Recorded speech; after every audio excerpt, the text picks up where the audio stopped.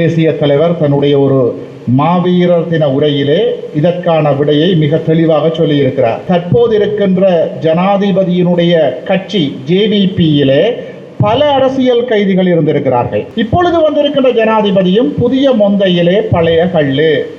அவர்கள் மகாவம்ச தீபவம்ச மனநிலையிலிருந்து மாறப்போவது கிடையாது. அரசியல் கைதிகளை பார்க்க போக வேண்டும் என்றால் சட்டத்தரணிகளுடைய அணுகல் தேவையாக இருந்தால் நாங்கள் கட்டணம் இல்லாமல் உங்களோடு எங்கும் வருவதற்கு தயாராக இருக்கின்றோம். ஏன் நாங்கள் ஒரு ஆண்டுகளுக்கு ஒத்தி வைக்க வேண்டும்? வருகின்ற ஆண்டு வரை நாங்கள் கால இடைவெளி விட்டு வைக்க வேண்டிய தேவையில்லை. அரசியல் தலைவர்கள் தங்களால் இயன்ற அளவுக்கு போராடி இருக்கிறார்கள். ஆகவே நாங்கள் எல்லோரும் சேர்ந்து நாளையே இந்த போராட்டத்தை, நீங்கள் விரும்புகின்ற அந்த போராட்டத்தை, ஒரு தொடர்ச்சியான போராட்டத்தை நாங்கள் ஒழுங்குபடுத்த முடியும். எல்லா அரசியல் கட்சிகளும், எல்லா அரசியல் தலைவர்களும், எல்லா இளைஞர்களும். தடை சட்டத்தில் நானும் கைது செய்யப்பட்டு வெறிக்கடை மெகசின் சிறைகளில் இருந்தவன். அதால் ஜெயிலில் இருந்தால் எப்படி இருக்குமென்றதை நான் இந்த ரியலி அனுபவமாக பார்த்த ஒரு ஆள். உண்மையிலே இந்த 10-12 போராளிகள் மிகவும் ஒரு இக்கட்டான சூழலுக்கு இருக்கிறார்கள். 30 ஆண்டுகள் 35 ஆண்டுகள் ஆனந்த சுதாகர் இந்த குடும்பத்தை நான் நேரடியாகவே பல தடவைகள் பார்த்தோம். இந்த மனைவியும் ஒரு காலத்தில் கண்ணீர் விட்டு அழுதவா. நான் சிறையில் இருக்கிற பொழுது வருவன் உண்டு அவர்களுக்கு தெரியாது. அப்படி ஒரு காலம் இருந்தது. எனக்கும் திரும்பி வருவன் உண்டு எனக்கு தெரியாது. அப்படியான காலங்கள் என்னை கொண்டு போய் ஈழப்பிரியவுடன் சுடலையில் எரிஞ்சு கொண்டு இருக்கு பக்கத்தில் விட்டுட்டு அவங்க வாகனத்தை கொண்டு போயிட்டாங்க. நான் ஓடுவன் சுடலாமன்னு நினைச்சாங்களோ தெரியாது.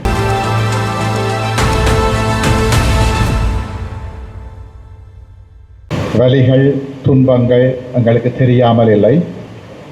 ஒரு அரசியல் கட்சியினுடைய பேச்சாளராகவும் சட்டத்தரணியாகவும் அதை நன்கு நாங்கள் உணர்ந்திருக்கின்றோம்.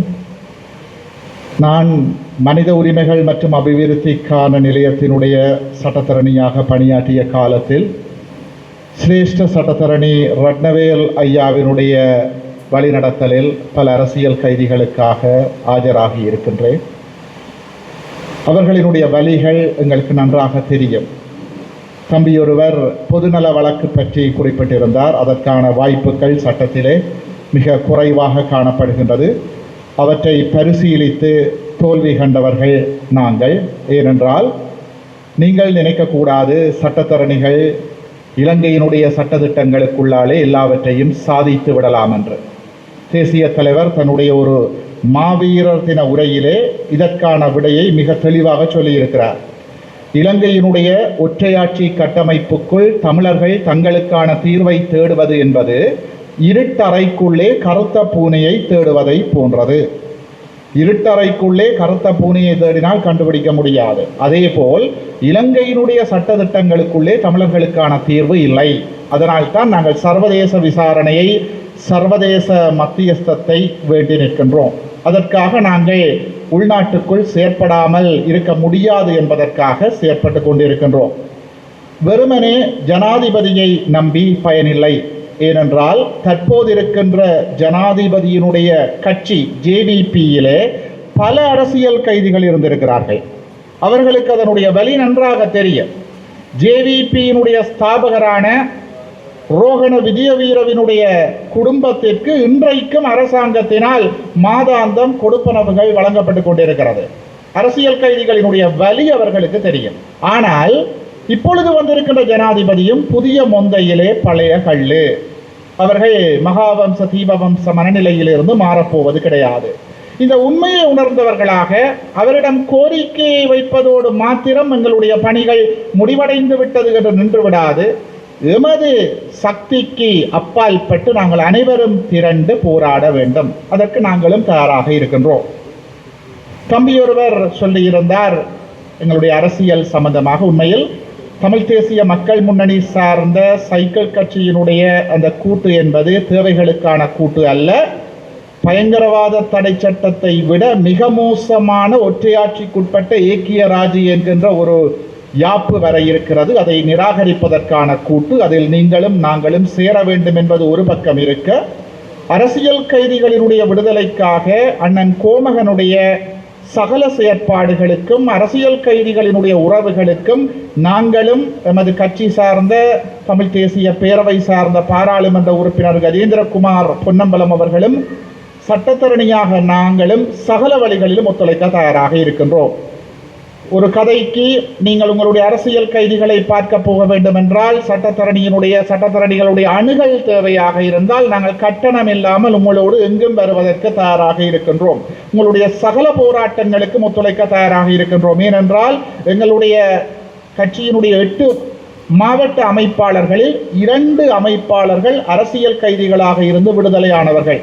யாழ் மாவட்ட அமைப்பாளர் பொன்மாஸ்டர் அவர்கள் இலங்கையினுடைய சிறைகளில் 3.5 ஆண்டுகளும் இந்திய சிறைகளில் 3.5 ஆண்டுகளும் இருந்திருக்கிறார். எங்களுடைய கிளிநொச்சி மாவட்ட அமைப்பாளர் அரசியல் கைதியாக இருந்திருக்கிறார். ஆகவே அந்த வலி தெரியும், புரியும். உங்களுடைய சகல செயற்பாடுகளுக்கும் நாங்கள் அரசியல் களத்திலும் சட்டக்களத்திலும் செயற்பட தயாராக இருக்கின்றோம். ஆனால் சட்டக்களத்தையும் ஜனாதிபதியையும் மாத்திரம் நம்பியிராது தொடர்ந்தும் போராடுங்கள். ஏனென்றால் கையிட்டியிலே நாங்கள் ஒரு 4-5 பேர் தொடர்ந்து கத்தி குளர்னபடியாத்தான் இன்றைக்கு அது பேசுபொருளாகி இருக்கிறது. ஆகவே அனைவரும் சேர்ந்து நல்ல விடயங்களுக்காக, இனத்தினுடைய விடுதலைக்காக குரல் கொடுப்போம் என்று கூறி விடைபெறுகிறது.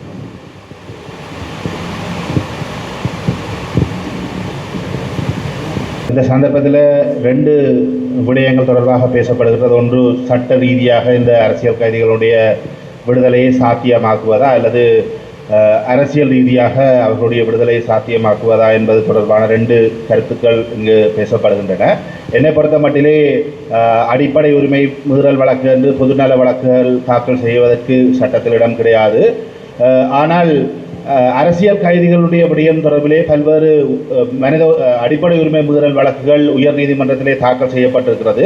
அது ஒரு தனிநபர் சார்ந்ததாகவே அது தாக்கல் செய்யப்பட வேண்டும். அதே நேரம் இப்பொழுது இருக்கக்கூடிய அரசியல் கைதிகள் தொடர்பிலே பல்வேறு வழக்குகள் நடைபெற்றுக் கொண்டிருக்கின்றன. சட்ட பிரதிநிதித்துவம் அவர்களுக்கு இருந்து கொண்டிருக்கிறது. சட்ட பிரதிநிதித்துவம் இல்லாமல் எந்த ஒரு அரசியல் கைதியும் இருப்பதாக நான் கருதவில்லை. ஆகவே புதிதாக நாங்கள் அவர்களுக்கு சட்ட பிரதிநிதித்துவத்தை கொடுக்கலாம் என்றால் அது என்னை பொறுத்த மட்டிலே அதற்கான இடைவெளி அல்லது அதற்கான தேவை இருப்பதாக நான் கருதவில்லை. ஆகவே சட்ட ரீதியாக அவர்களுடைய போராட்டம் இப்பொழுதும் வலுவாக நடைபெற்றுக் கொண்டுதான் இருக்கிறது. அவர்கள் தாங்கள் விரும்பிய, தாங்கள் பொருத்தமானவர் என கருதுகின்ற சட்டத்திறனிகளை தங்கள் சார்பிலே நியமித்திருக்கிறார்கள்.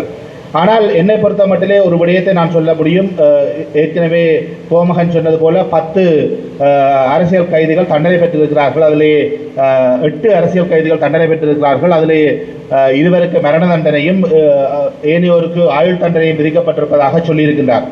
உண்மையிலே தண்டனை விதிக்கப்பட்டவர்களுக்கு ஜனாதிபதியினாலே பொது மன்னிப்பு வழங்குவதற்கு இயலும், வழங்க முடியும்.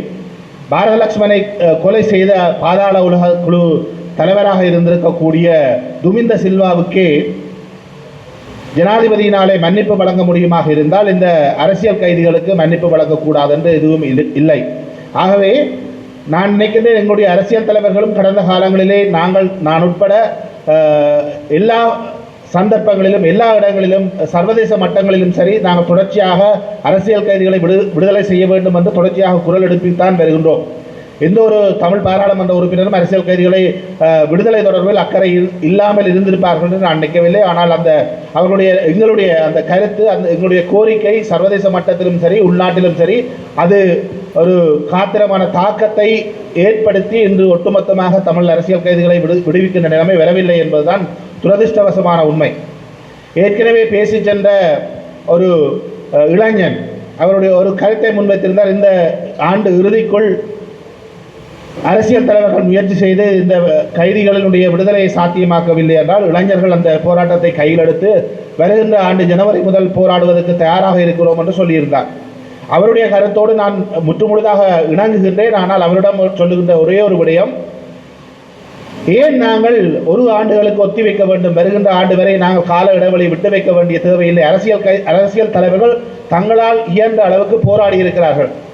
ஆகவே நாங்கள் எல்லோரும் சேர்ந்து நாளையே இந்த போராட்டத்தை, நீங்கள் விரும்புகின்ற அந்த போராட்டத்தை, ஒரு தொடர்ச்சியான போராட்டத்தை நாங்கள் ஒழுங்குபடுத்த முடியும். எல்லா அரசியல் கட்சிகளும், எல்லா அரசியல் தலைவர்களும், எல்லா இளைஞர்களும், எல்லா இந்த சமூகத்தினுடைய அக்கறையிலே, சமூகத்தினுடைய நலனிலே அக்கறை இருக்கக்கூடிய அனைத்து தரப்புகளும் ஒன்றிணைந்து ஒரு தொடர் போராட்டத்தை, ஒரு விரைப்பான போராட்டத்தை, ஆட்சியாளர்களுக்கு அச்சுறுத்துகின்ற, ஆட்சியாளர்களுடைய நெஞ்சிலே கை வைக்கின்ற ஒரு அழுத்தத்தை கொடுக்கக்கூடிய ஒரு காத்திரமான கனதியான போராட்டத்தை நாளையே நாங்கள் ஏற்பாடு செய்ய வேண்டும் என்பதுதான் என்னுடைய கருத்தாக இருக்கிறது. ஏனென்றால் ஜனாதிபதி நினைத்தால் அவர் பொது மன்னிப்பு கொடுக்க முடியும். ஏனைய வழக்குகள் நிலுவையில் இருக்கக்கூடியவர்களுக்கு கூட அந்த வழக்குகளை முடிவுறுத்தி அவர்களை கூட பொது மன்னிப்பு வழங்கக்கூடிய சட்ட ஏற்பாடுகள், சட்ட இடைவெளிகள் இருக்கிறது. சட்டமா அதிபர் நினைத்தால் வழக்கை வாபஸ் பெறுகின்ற அளவுக்கு கூட சட்டத்திலே இடம் இருக்கிறது. என்னை பொறுத்த மட்டிலே திசநாயகம் அவர்களுடைய வழக்கிலே ஒரு இணக்கப்பாட்டின் அடிப்படையில் தான் நான் நினைக்கிறேன். திசநாயகம் அவர் மேன்முறையீடு செய்யாமல், தன்னுடைய வழக்கிலே அவருக்கு 20 ஆண்டுகள் சிறை தண்டனை விதிக்கப்பட்டிருந்தது. அதற்கு மேன்முறையீடு செய்யாமல் ஜனாதிபதியினுடைய மன்னிப்போடு, பொது மன்னிப்போடு அவர் வெளியிலே வந்தார். ஆகவே எங்களுடைய கனதியான இறுக்கமான ஒரு போராட்டத்தை நாங்கள் நடாத்தி அரசை அடிபணிய செய்து, அந்த அடிபணிதல் கூடாக சட்டமாதிபர் திணைக்களம் ஒன்றில் வழக்கை விலக்கிக் கொள்ள வைப்பது, அல்லது நாங்கள் ஏதோ ஒரு விதத்தில் இணங்கி போய் குற்றத்தை ஒப்புக்கொண்டு மேன்முறையீடு செய்யாமல் அதன் பின்னர் ஜனாதிபதியினுடைய பொது மன்னிப்பை பெற்றுக்கொள்வது போன்ற வழிமுறைகள் பற்றி நாம் சிந்திக்க வேண்டும். ஆகவே ஒரு விரைப்பான போராட்டத்தை, ஒரு காத்திரமான போராட்டத்தை அனைத்து அரசியல் தலைவர்களும் பங்கெடுக்கின்ற ஒரு பொது மேடையை தயார் செய்து ஒரு தொடர்ச்சியான மாதக்கணக்கிலே, ஆண்டுக்கணக்கிலே போனாலும் பரவாயில்லை, ஒரு தொடர் உண்ணாவிரத போராட்டமாக இருந்தாலும் கூட அதை பற்றி நாங்கள் பரிசீலிக்க வேண்டும் என்பதுதான் என்னுடைய தாழ்மையான கருத்து. நாங்கள் இப்பொழுது கூடி கலைப்பது, அதன் பிறகு நித்திரையாக சென்று விடுவது எல்லாம் ஒருபோதும் எங்களுடைய அரசியல் கைதிகளுடைய விடுதலையும் சாத்தியமாக்காது, எங்களுடைய உரிமையையும் வென்று தர ஒருபோதும் போவதில்லை என்பதுதான் என்னுடைய கருத்து. ஆகவே நாங்கள் ஒரு விரைப்பான, ஒரு கனதியான, ஒரு இறுக்கமான ஒரு போராட்ட வடிவத்தை தெரிவு செய்ய வேண்டும். அதற்கான ஒரு கூட்டத்தை, அதை தொடர்பாக கலந்துரையாடக்கூடிய ஒரு கூட்டத்தை நாளே ஏற்பாடு செய்தால் அது மிக பொருத்தமாக இருக்கும். ஆகவே இந்த நிகழ்வை ஏற்பாடு செய்த கோமகன் அவருடைய குழுவினருக்கு நான் வேண்டுகோள் விடுக்கிறேன். நீங்கள் எல்லா தரப்புகளையும் அழைத்து நாளை ஒரு கூட்டத்துக்கு ஒழுங்குபடுத்துங்கள். ஒரு விரைப்பான தொடர் போராட்டம் ஒன்றை, ஒரு இறுக்கமான போராட்டம் ஒன்றை எவ்வாறு நாங்கள் அரங்கேற்றலாம் என்பது தொடர்பில் அதிலே முடிவெடுக்கலாம் என்பது என்னுடைய தாழ்மையான கருத்து. சட்ட போராட்டம் என்பதெல்லாம் ஒரு பக்கம் நடைபெற்றுக் கொண்டிருக்கிறது. அதிலே எந்த பிரியோசனமும் இருக்கப் போவதில்லை என்பது என்னுடைய கருத்து. நாங்கள் பல பேருடைய கருத்துக்களை கேட்கக்கூடிய மாதிரி இருந்தது. ஒன்று, 1998ஆம் ஆண்டு இதே பயங்கரவாத தடை சட்டத்தில் நானும் கைது செய்யப்பட்டு வெறிக்கடை மெகசின் சிறைகளில் இருந்தவன்.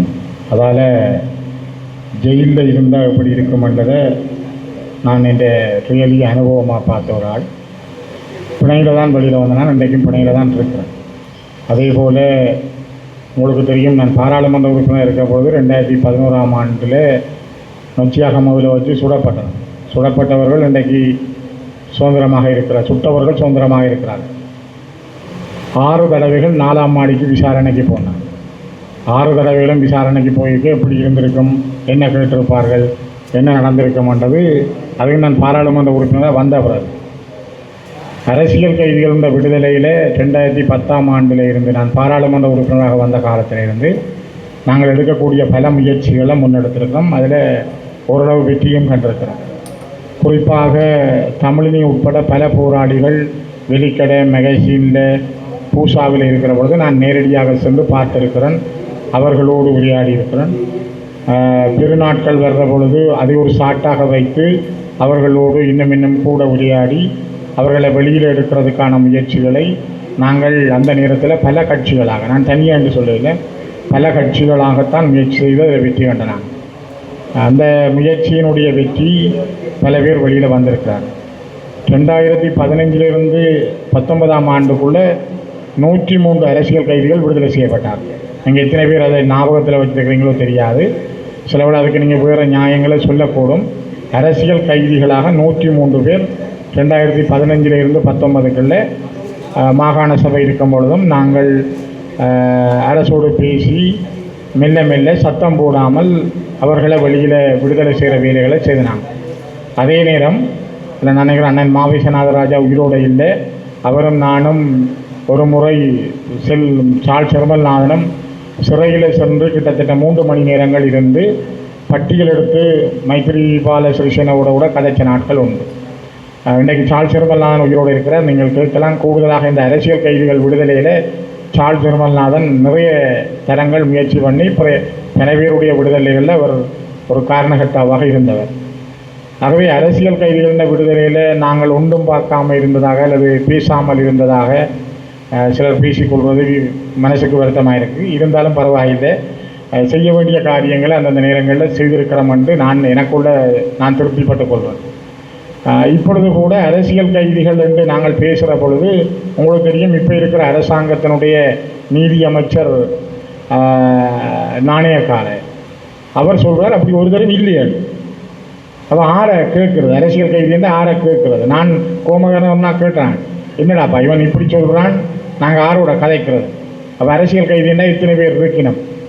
நான் பாராளுமன்ற குழு தலைவராக இருக்கிற பொழுது இப்போது ஒரு ஆண்டுக்கு முதல் 22/7 ஒரு கேள்வி கேட்டேன். அப்போ சுதர்சன நாணயக்கார எனக்கு சொன்னார், அப்படி ஒரு தரம் இல்லை, அரசியல் கைதி வந்து யாருமே இல்லை, நீங்கள் அப்படி கேள்வியை கேட்கலான். இப்போ நான் அதுக்கு வாதிட்டு அப்புறம் அவர் சொன்னார் எனக்கு 2 வாரங்களில் விடதாரன்ற ஒரு கடைசி வரையும் விடதரை. அப்புறம் நான் இல்லாத நாளில் ஒரு நாள் அதுக்கு விடையளித்ததாக இப்போ அண்மையில் விடையளித்ததாக நான் அறிஞ்சினேன். நான் பாராளுமன்றத்தில் இல்லாத நேரம். ஆகவே இந்த அரசாங்கம் சொல்லுது அரசியல் கைதிகளோட ஒரு தரம் இல்லையா. அதே நேரம் இங்கே இன அழிப்புண்டு எதுவும் நடக்கையில் இதுக்கு ஒரு சர்வதேச விசாரணை தேவையில்லை என்று கேபினட்டில் டிசிஷன் எடுத்து பழைய அரசுகளை விட இன்னும் கொஞ்சம் முன்னேறி தங்களுடைய அமைச்சரவையில் முடிவெடுத்து ஜெனீவாவுக்கு அனுப்புகிறார்கள். இங்கே தேவையில்லை. ஒரு சரியான ஒரு முரண்பாடு எங்களுக்குள்ளேயும் இருக்குது. நாங்கள் சர்வதேச விசாரணையை கோருறோம். இங்கே இருக்கிற போர்க்குற்றங்களில் ஈடுபட்ட, மனித குலத்துக்கு எதிரான குற்றங்களில் ஈடுபட்ட, எங்களை இன அழிப்பு செய்த இராணுவத்தை வெளிநாடுகள் தடை செய்ய வேணும், இராணுவத்தின் மீது நடவடிக்கை எடுக்க வேணும் என்று நாங்கள் தான் கோருறோம். அதே நேரம் எங்களுடைய போராளிகள் அரசியல் கைதிகளை விடுதலை செய்யணும்னு கேட்குறோம். அவர்கள பக்கத்தில் சில நியாயங்களை சொல்கிற பொழுது உடனடியாக எங்களுக்கு சில விஷயங்களில் முன்னேறி போக முடியாத சூழல்கள் எங்களுக்கு இருக்குது. ஆகவே பொது மன்னிப்பு என்று நாங்கள் கேட்குற பொழுது கூட அவங்க தங்கள பக்கத்துலேயும் சில பொது மன்னிப்பை உங்களோட மக்கள் வழங்க வேணுமான்னு திருப்பி எங்கள்கிட்ட கேட்க நாங்கள் மௌனம் காக்க வேண்டிய சூழல் எங்களுக்கு இருக்குது. இப்போ உண்மையில் இந்த 10-12 போராளிகள் மிகவும் ஒரு இக்கட்டான சூழலுக்கு இருக்கிறார்கள். 30 ஆண்டுகள் 35 ஆண்டுகள். ஆனந்த சுதாகரன் குடும்பத்தை நான் நேரடியாகவே பல தடவைகள் பார்த்த ஒருவன். பல போராளிகளுடைய வீடுகளை பார்த்தேன். ஆகவே நாங்கள் உண்டை விளங்கி கொள்ள வேணும். எங்கள்கிட்ட வேகம் ஆக்ரோஷம் எல்லாம் இருக்குது. ஆனால் ஒற்றுமையாக பயணமாக நாங்கள் இவர்களை விடுதலை செய்கிற விஷயத்தில் அவன் சொல்கிறான் அரசியல் கைதி இல்லையே, நாங்கள் அரசியல் கைதி இருக்குன்னு சொல்கிறோம். ரெண்டுக்கும் முரண்பாடு. சர்வதேச விசாரணை நாங்கள் வேணுமன்றோம், அவன் இல்லை அப்படி செய்யலான்றான். அப்போ இந்த முரண்நகைகளெல்லாம் இதுகளுக்கு ஒன்று சம்பந்தப்பட்ட விஷயங்கள். இதுக்கும் அதுக்கும் இடையில தொடர்புகள் இருக்குது. நாங்கள் எல்லாத்தையும் வெளிப்படையாக பேசவும் இயலாது. வெளிப்படையாக பேசினா அதுக்கும் 1008 விமர்சனங்கள் வரும். ஆகவே ஒரு விஷயத்தை நாங்கள் புரிஞ்சு கொள்ள வேணும். அரசியல் கைதிகள் இப்போ டில்ருக்சன் செத்த நேரம் அவர்களை சிறையில் கொண்டார்கள். நான் பாராளுமன்றத்தில் இருந்து இரவிரவாக வந்து புனித அந்தோனிய பாசூர் அந்தோனியார் கோயிலில் அவர்களுக்கான இறுதி பூசை நடந்த பொழுது ஃபாதர் பிரசங்கத்தில் சொன்னார், நெல்மணிகள் எல்லாம் முற்றின பிறகு ஏன் தலை சாய்க்கிறது என்றால் அது மீண்டும் நிலத்தில் விழுந்து முளைப்பதற்காக பைபிளின் 20வது அத்தியாயம் அதை சொல்லுதுன்ற ஒரு பிரசங்கம் சொன்னேன். எனக்கு இன்றைக்கும் அது கண்ணீர் இருக்கு. காரணம், இந்த டில்ருக்சனும் மற்றவரும் மீண்டும் முளைப்பார்கள், இந்த மண்ணிலே எங்களுக்கு அவர்கள் எங்களோடு வாழ்வார்கள். இதே போல தான் ஃபாதர் ரவிராஜ் அவர்கள் செஞ்சோல பிள்ளைகள் இறந்த பொழுது தர்மபுரம் 2008ஆம் ஆண்டு நாங்கள் ஓடிக்கொண்டிருக்கிறோம். 2008ஆம் ஆண்டு தர்மபுரம் மத்திய கல்லூரியில் வச்சு ஒரு பிரசங்கம் செய்தவர். அவர் மிகவும் உருக்கமாக சொன்னார், இவர்களுடைய சாவுகள் வீணானதல்ல, இதுக்கு ஒரு காரியம் இருக்குது, இதுக்கு ஒரு வரலாறு இருக்குது. இந்த ஆறுதல்களும் வார்த்தைகளும் தான் மனிதர்களை கட்டி போட்டு கொண்டு போகும். இவர்கள விடுதலைக்காக முடிந்த அளவுக்கான முழு முயற்சிகளையும் நாங்கள் பாராளுமன்றத்தில் பேசுகிறதால வரலாம் என்று நான் சொல்லலை. ஆனால் அதை ஞாபகப்படுத்தி கொண்டே இருக்கிறோம். நேற்றைய தினம் கூட நாங்கள் பாராளுமன்ற உறுப்பினர்கள் ஜனாதிபதியை சந்திக்க நாங்கள் ஒரு கடிதம் கொடுத்தோம். இதுக்கு முதல் உங்களுக்கு தெரியும், சங்கீத்சனை கைது செய்த நேரம் நான் ஜனாதிபதியோடு நான் தொலைபேசியில் பேசியிருந்தேன். அப்போ நான் அவரை கேட்டேன், நான் உங்களோட சில விஷயங்கள் நாங்கள் பேச வேணும், பேசலாம் என்று சொன்னவர். அதில் முதலாவது விஷயமே அரசியல் கைதிகள் தான். நேற்று நாங்கள் கொடுத்துருக்கிற விஷயத்தில் 1, 2, 3 நாங்கள் ஒரு அன்றாட பிரச்சனைகள் அதை பற்றி தான் நான் அரசியல் பிரச்சனை கூட கேட்கல. அன்றாட பிரச்சனைகளை பற்றி மயிலிட்டி, மாதவன, கேப்பாப்புலவு, பலாலி இந்த விடயங்களோடு நாங்கள் முதலாவதாக கொடுத்திருக்கிறதே அரசியல் கைதிகளின் விடுதலையம். ஆகவே நாங்கள் பேசாமல் இருக்கிறோம் என்பதல்ல. சிலருடைய வார்த்தைகள் சில நேரங்களில் சிலரை தைக்கலாம், ஆனால் அதுக்காக கவலைப்பட்டு ஓடியலாம். இந்த நாங்களும் 16 வருஷம் 17 வருஷம் இதில் இருந்து இதை பார்த்து கொண்டிருக்கிறோம். நாங்களும் 41 வயசில் எங்களோட தொழில் குடும்பம் எல்லாத்தையும் விட்டுட்டு சுட்டு போடுற காலத்தில் வந்துடுறாங்க. பாதுகாப்பாக இருந்து வரையில்லை, தெருவில் சுட்டு போடுற காலம். என்னோட எங்கே நிகழ்ந்தவரும் தேர்தல் கேட்ட வந்தேன், அவரையும் சுட்டு போடுற காலம் தான் எனக்கு. நான் இன்றைக்கி வவுனியாவில் ரதன் இல்லை. முதன்மை 2009ஆம் ஆண்டு நாங்கள் எல்லாம் போய் வவுனியாக்க கேம்பில் இருக்கிறோம். ரதன் முதலாவது தேர்தல் கேட்குற பொழுது 10 கதிரியை வேனில் ஏற்றி கொண்டு போய் சில இடத்துல 10 கதிரியை போட்டு பேசி தான் அவர் வெண்டது.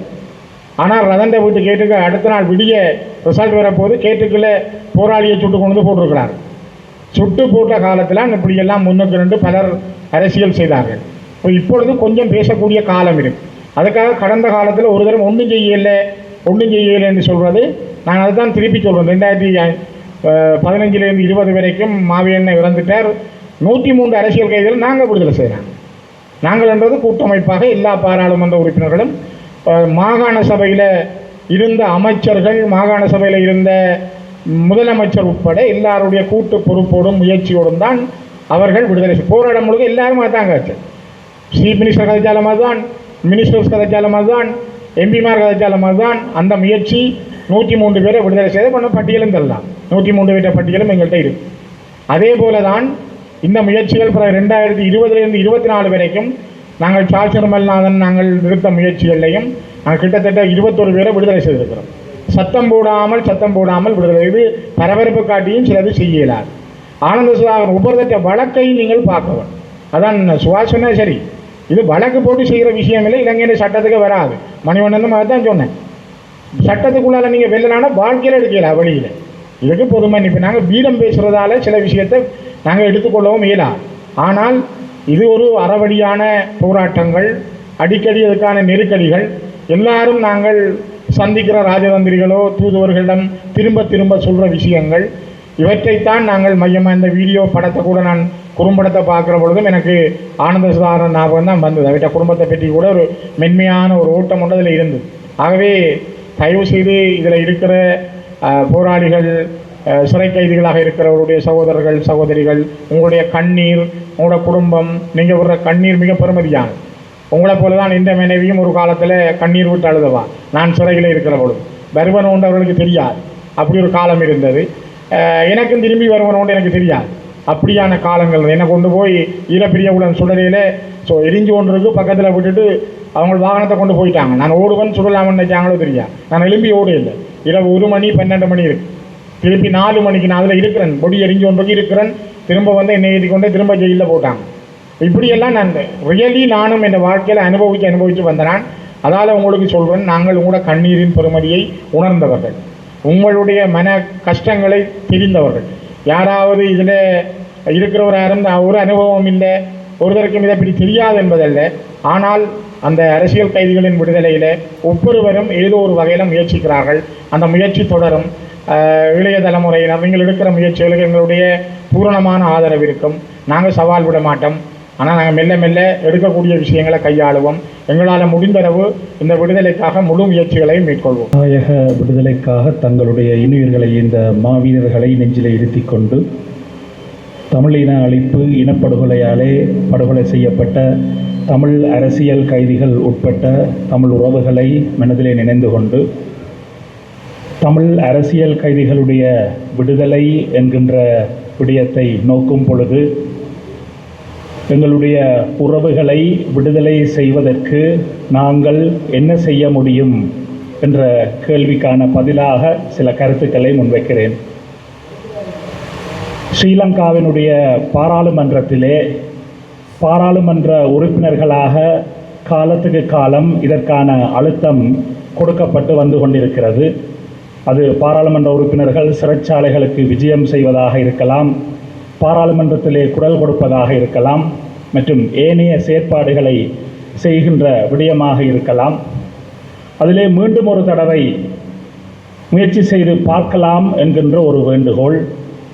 தமிழ் தேசியம் சார்ந்து செயற்படுகின்ற பாராளுமன்ற உறுப்பினர்கள் ஒரு கட்சியாக சந்திக்கும் பொழுது வைக்கப்படுகின்ற வேண்டுகோள்களை கடந்து தமிழ் தேசியத்திலே இருக்கக்கூடிய பாராளுமன்ற உறுப்பினர்கள் இந்த முயற்சியை முன்னெடுக்கலாம்.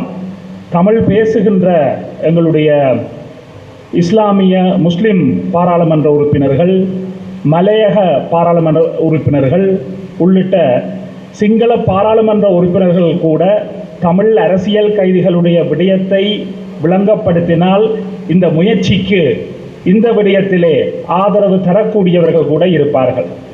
ஆக ஒட்டுமொத்தத்திலே ஸ்ரீலங்காவினுடைய பாராளுமன்றத்திலே இருக்கக்கூடிய பாராளுமன்ற உறுப்பினர்களுடைய அதிகப்படியான ஒரு ஆதரவை கட்சியை கடந்து, இனத்தை கடந்து, மதத்தை கடந்து தமிழ் அரசியல் கைதிகள் விடுதலை செய்யப்பட வேண்டும் என்கின்ற ஒரு அடிப்படை மனிதாபிமான அறம் சார்ந்த நோக்கத்துக்காக ஒரு முயற்சியை பாராளுமன்ற உறுப்பினர்கள் முன்னெடுக்கலாம். இங்கே எங்களுடைய பாராளுமன்ற உறுப்பினர்கள் கௌரவ ஸ்ரீதரன் ஐயா அவர்கள் மற்றும் கௌரவ ரவிகரன் ஐயா அவர்கள் இங்கே இருக்கிறார்கள். அவர்கள் இதை பற்றி சிந்திக்கலாம். இந்த முயற்சி எடுப்பதன் ஊடாக விடுதலை சாத்தியமா என்பதற்கு அப்பால் ஸ்ரீலங்கா அரசுக்கு ஒரு அழுத்தமாக இந்த முயற்சி அமையும் என்கின்ற ஒரு கருத்தை முதலாவது ஸ்ரீலங்கா பாராளுமன்றத்தினூடாக என்ன செய்யலாம் என்பதற்கான ஒரு கருத்தாக முன்வைத்து, இரண்டாவதாக சட்டத்தரணிகள் சட்டம் சார்ந்து சிந்திக்கும் பொழுது சட்டத்தரணிகள் அனைவரும் ஒன்றாக சேர்ந்து ஒரு கலந்துரையாடலை நேரடியாகவோ அல்லது ஜூம் செயலியூடாகவோ எங்களுடைய தமிழ் தேசியம் சார்ந்தும் இந்த விடயப்பரப்புக்கு தங்களுடைய ஆதரவை தெரிவித்து நிற்கின்ற சட்டத்தரணிகளை ஒருங்கிணைத்து ஸ்ரீலங்காவினுடைய சட்டத்துக்குள்ளே என்னென்ன வரையறைகள் இருக்கின்றன, இதற்கூடாக நிச்சயமாக ஸ்ரீலங்காவினுடைய சட்டத்திற்கு உட்பட்டு எந்த தீர்வுமே கிடையாது, அதிலே மாற்று கருத்து கிடையாது. ஆனால் இருந்தும் நாங்கள் இதற்கான ஒரு முயற்சியை சட்டத்தளத்திலே அனைவரும் ஒன்றுபட்டு முயற்சித்தோம் என்கின்ற ஒரு பதிவுக்காக வேணும். அது ஒரு விதத்திலே ஒரு அழுத்தத்தை கொடுக்கக்கூடிய நிலையிலே ஸ்ரீலங்காவினுடைய சட்டத்துக்கு உட்பட்டு எதுவும் செய்ய முடியாது என்கின்ற ஒரு நிலை அதிலே அந்த முயற்சியிலே எட்டப்படும் பொழுது சர்வதேச சட்ட நியமங்களுக்கு ஏற்ற விதத்திலே சர்வதேச அமைப்புகள் ஊடாக இந்த விடயத்தை முன்னெடுப்பதற்கு ஒரு அழுத்தமாக கூட அது அமையலாம் என்கின்ற வகையிலே எனக்கு சட்டம் தெரியாது, இருந்தும் இந்த கருத்தை முன்வைக்கின்றேன். இங்கே எங்களுடைய சட்டத்தரணி சுகாஸ் அவர்கள், சட்டத்தரணி மணிவண்ணன் அவர்கள் இருக்கிறார்கள். ஆகவே அப்படி ஒரு சிந்தனையை முன்னெடுத்தால் என்ன என்கின்ற ஒரு விடயத்தை சட்டம் சார்ந்து ஒரு இரண்டாவது சிந்தனையாகவும், அடுத்து ஏற்கனவே இங்கே பகிரப்பட்டது போல எங்களுடைய குரலற்றவர்களின் குரல் அமைப்பு கோமகன் அவர்களுடைய ஒருங்கிணைப்பிலே இதற்காக மிகவும் அயராது உழைத்து கொண்டிருக்கிறார்கள். அந்த உழைப்பின் வெளிப்பாடு தான் இன்றும் நாங்கள் கூடியிருக்கிறோம். அதன் ஊடாக காலத்துக்கு காலம் நாங்கள் மக்களை ஒன்று திரட்டி தமிழ் அரசியல் கைதிகளுடைய விடுதலைக்காக குரல் கொடுக்கக்கூடிய போராட்டங்களை பல்வேறு வடிவங்களிலே செய்வது, அந்த செய்கின்ற முயற்சிகள் நடைபெற்று கொண்டிருக்கின்றன. அவை இன்னும் சிறப்பாக முன்னெடுக்கப்படும் பொழுது அவையும் இதற்கான ஒரு அழுத்தத்தை நிச்சயமாக ஏற்படுத்தும் என்கின்ற விடயங்களை ஒரு 3 கருத்துக்களாக 3 தளங்களிலே நாங்கள் முயற்சிக்கலாம். தமிழர்களாகிய எங்களை பொறுத்தவரையில் இந்த ஸ்ரீலங்கா சட்டத்திட்டங்களுக்கு உட்பட்டு இன விடுதலைக்காக போராடுகின்ற நாங்கள் சர்வதேச நீதியையே நம்பியிருக்கின்றோம். சர்வதேச கட்டமைப்பின் ஊடாகத்தான் எங்களுக்கு ஒரு தீர்வு எட்டப்பட வேண்டும். அது எட்டப்படுவதற்கு எங்களுடைய மக்கள் அனைவரும் ஒன்றிணைக்கப்பட வேண்டும். கட்சி கடந்து, சமயம் கடந்து, பிரதேசம் கடந்து, சமூக ஏற்றத்தாழ்வுகள் கடந்து, அனைத்து வேறுபாடுகளும் கடந்து நாங்கள் ஒரே முயற்சியாக அனைவரும் ஒன்றிணைந்து செயற்படும் பொழுதுதான் நிச்சயமாக எங்களுடைய இன விடுதலையும் அனைத்து விடுதலைகளும் சாத்தியமாகும் என்ற அடிப்படையிலே அந்த கருத்தினை முன்வைத்து நாங்கள் இருக்கக்கூடிய அனைத்து தளங்களிலும் துறை சார்ந்தவர்கள் தங்களுடைய முயற்சிகளை முன்னெடுக்க வேண்டும் என்கின்ற ஒரு கருத்தை பதிவு செய்து நிறைவு செய்கின்றேன். நன்றி.